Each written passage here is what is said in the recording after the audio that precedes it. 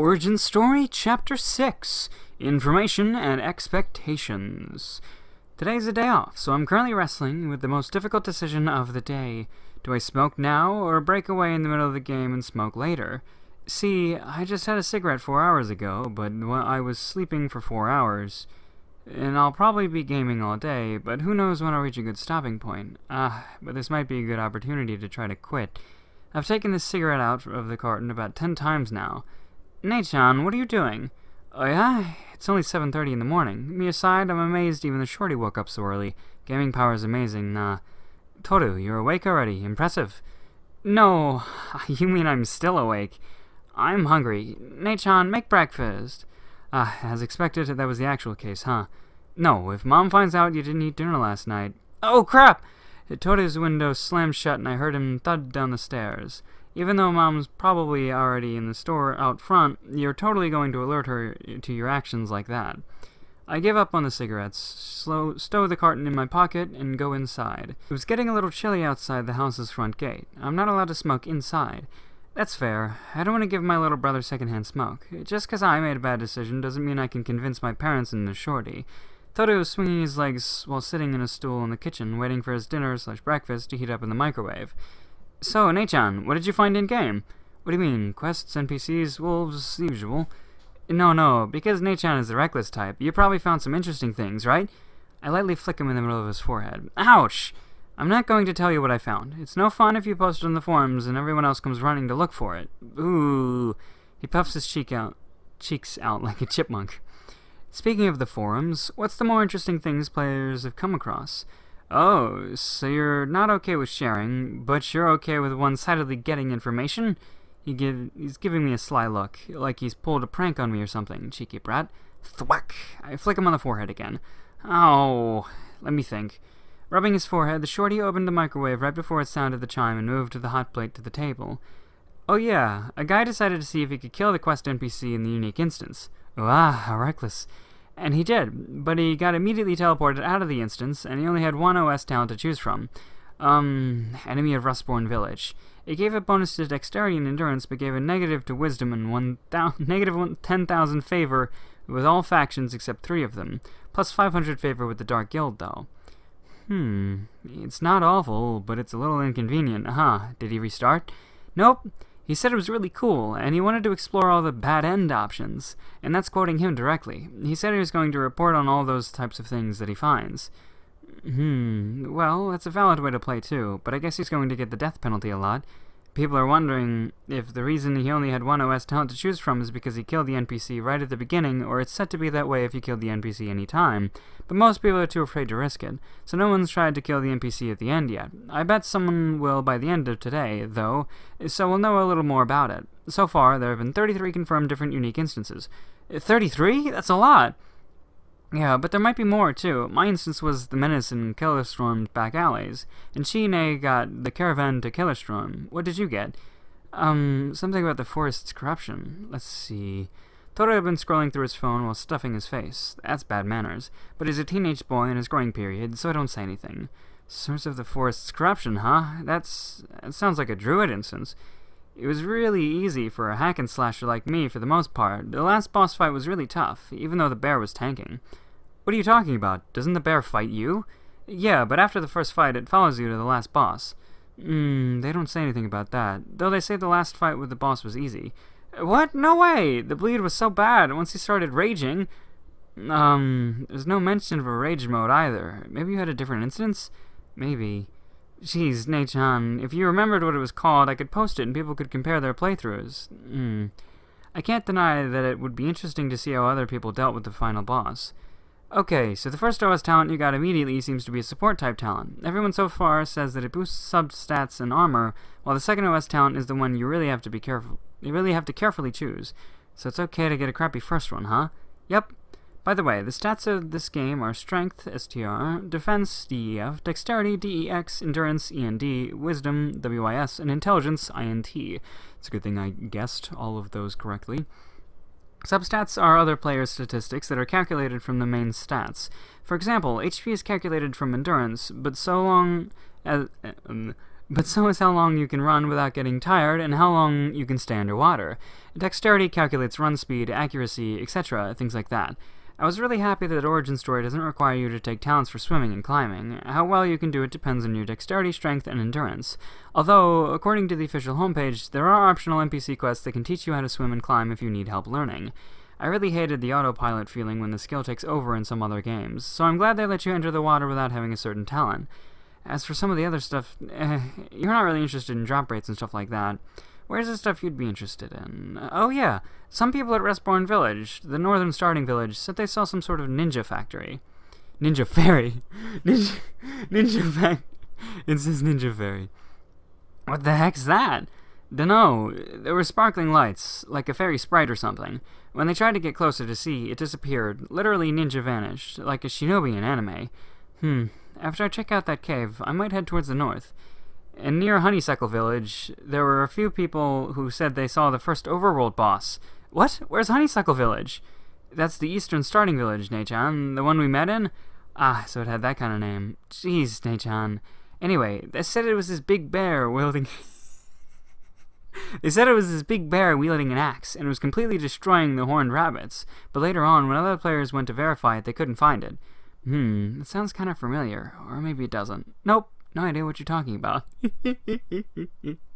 So later today, me and some other guys are going to see if we can track either the fairy shinobi or the AxeBear down. Oh, is that so? And then, I guess that's some form of,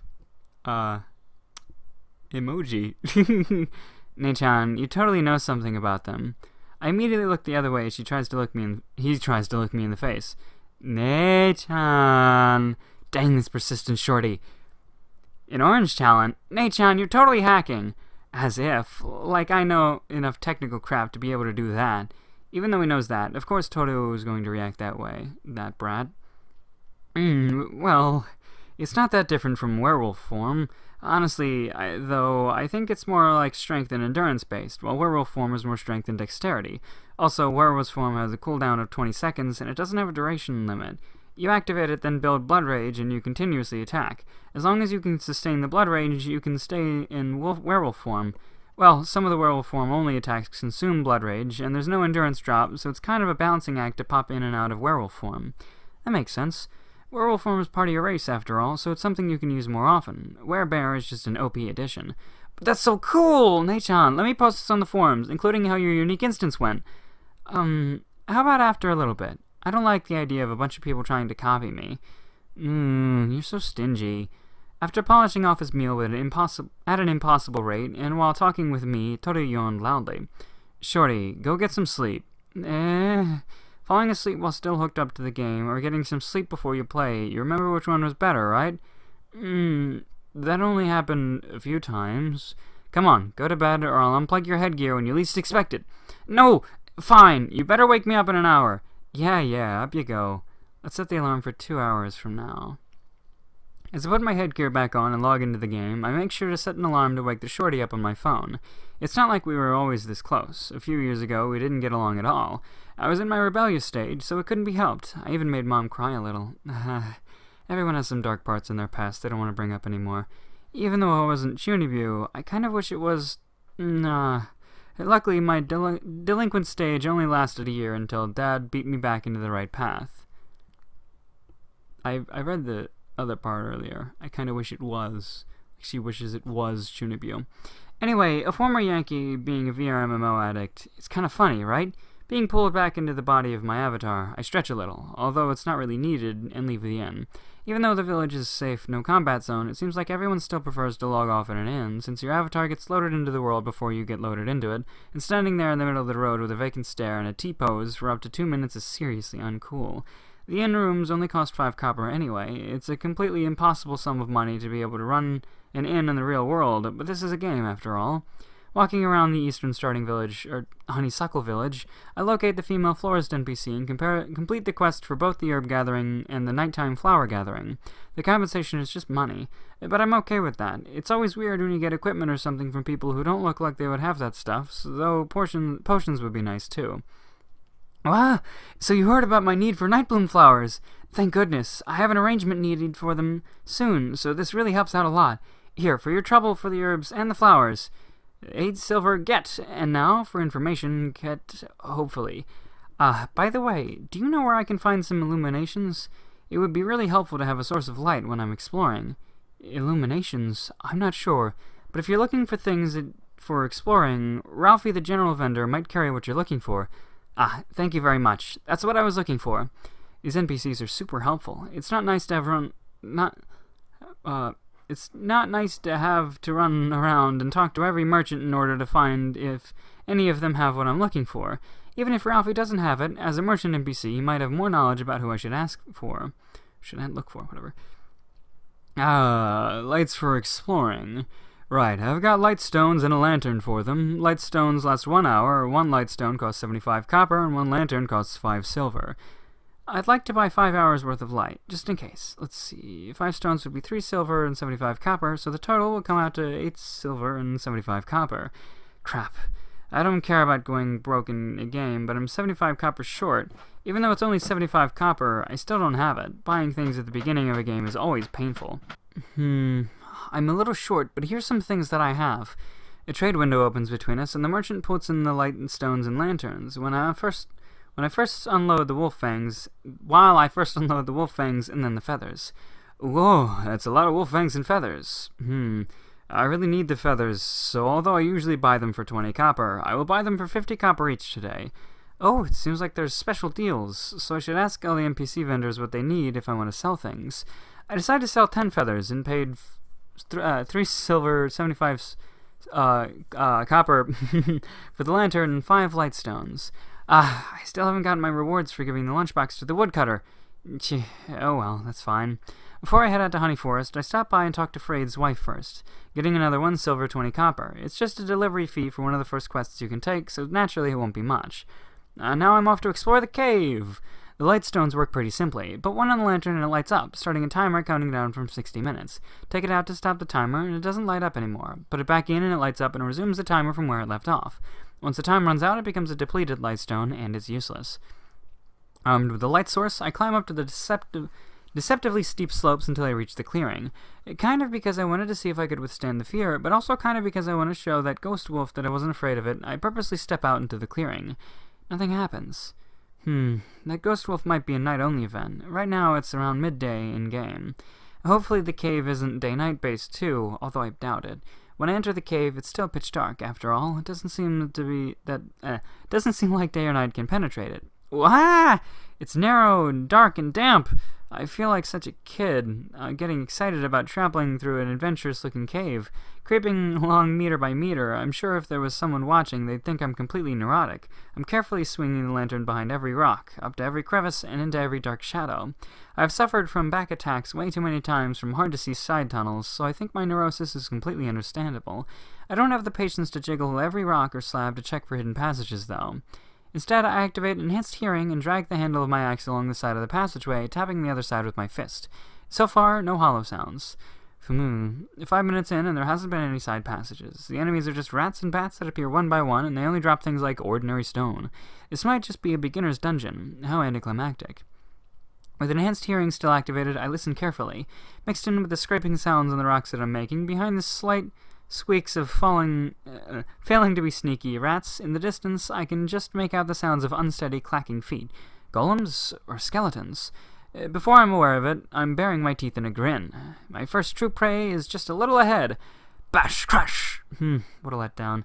Even if this widened room only had 5 skeletons in it, although they gave me a little bit of trouble, since slashing weapons had reduced damage against skeletons, they seem to be low level, so it's no problem. Using the axe like a short spear, I stab the skeletons with the blunt tip of the axe, but I'm getting reduced damage from not using the weapon properly. So it doesn't matter which part of the axe I use, I'll get damage reduction, huh? In the end, I just hit as hard as I can, and hard and fast as I can, using my axe normally. But unlike the trash drops from the rats and bats, the skeletons drop small wooden boxes, aka some things that are a little more valuable. A few copper here and there, and an unidentified piece of white equipment. A sword.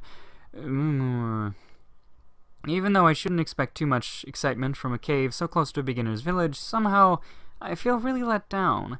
After checking the room thoroughly to make sure I didn't miss any drops or gimmicks, I reluctantly conclude that there is nothing left in the room to do. So even though there wasn't any side passages, I checked the map to see how far I've come. Sub-area map unable to be displayed. Oh, so this is one of those unmapped places. If that's the case, I can somewhat understand why they wouldn't make the layout too complicated right near the beginner villages. But, you know, a fork in the road or dead end wouldn't be that complicated, right? Puffing out my cheeks like in displeasure, I closed the map function and re-shouldered my axe. Opposite the passage I had come in is another passage leading out of the room. To keep track of which passage I had came in versus which one I had left, I dropped a small piece of ordinary stones in front of the one I entered the room in. Again, it might seem really OCD to do, but as a Vanguard-type fighter, getting turned around in the middle of the battle and going back through the same passage only to end up at the entrance, I can't deny that it's happened to me far too many times. It seemed like it was pointless for me to do that in this cave, since the passages are marked with different pairs of runes etched to the rock face. Though I didn't take note of which set of runes marked the passage I left, so in the end I would still have to guess, Heading towards the passage without the pile of stones, it happened as soon as I made to step out of the room. The runes glowed brightly, the lantern dimmed, and the world shook. An inexplicably dreadful chill manifests, and the light of the lantern flashes before it's restored, but it feels like the light is colder than before. A flare of cold, gray lights erupt from the center of the room, and I turn to the presence I sense behind me. A shadowy, incorporeal body stands there, a ghostly wolf missing its head. Oh shit! And we get our talents recap, which is great, which I'm very excited for in the future. Axe level 6, bolstered endurance level 4, sharp senses level 6, scavenge level 6, spirit of the wild hunt level 3, inheritance of the forest guardian level 3, average level 4, TP. What was TP? I don't remember. She's got 2 of it though. Talent points? Extra about the game part 3. VRMMO equipments are all based on modified versions of virtually manned drones developed by the military. A person's consciousness isn't transmitted into the virtual reality, but instead the feedback is transmitted from the virtual avatar back to the real-world player. A headgear is used to stimulate the brain. Well, some sci-fi stuff happens, and the sensations are transmitted directly to the person wearing the headgear. The avatar is controlled much like the brain controls the body in real life. However, reflections of such movements directed by unconscious thought are simulated by stimulating the avatar. Such things like barely there touch, a slight flicker in light, or a small drop in temperature, these things are coded into the scenarios in order to draw attention to different places that the player might have overlooked in their virtual body. A lot of psychological research has gone into what types of things can attract attention without drawing direct attention to themselves, and games have become excellent at manipulating the focus of their players without the players being aware of it.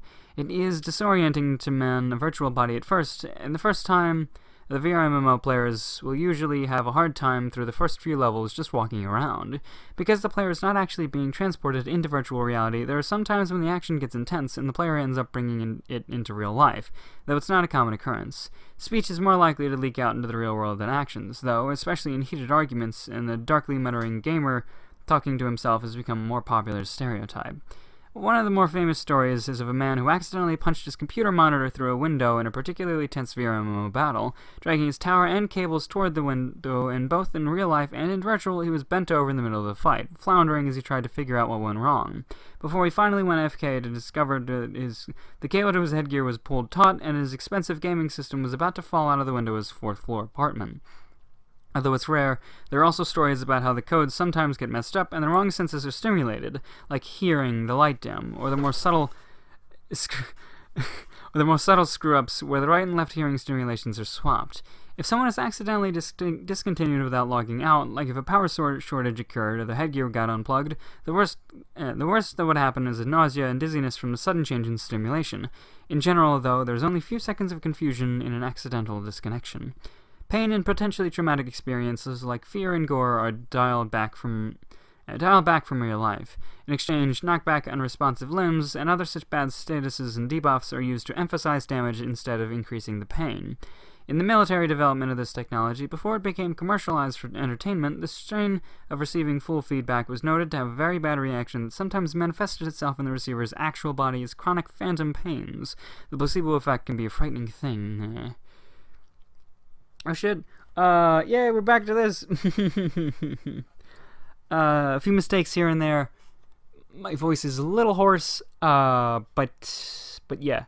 Hopefully next week I'll be able to figure out like the perfect time to record this one, and actually be able to upload it on Saturday without having to record it the day before or the day of. Day of won't even be possible because I'm gonna be kind of busy tomorrow. So yeah, today's Friday. Happy Friday, everybody. Happy Saturday, I mean, because it's going out Saturdays. This is Saturdays. I gotta say that it's Saturdays because sometimes I forget to put it out on Saturday. But no, it's gotta come out on Saturday.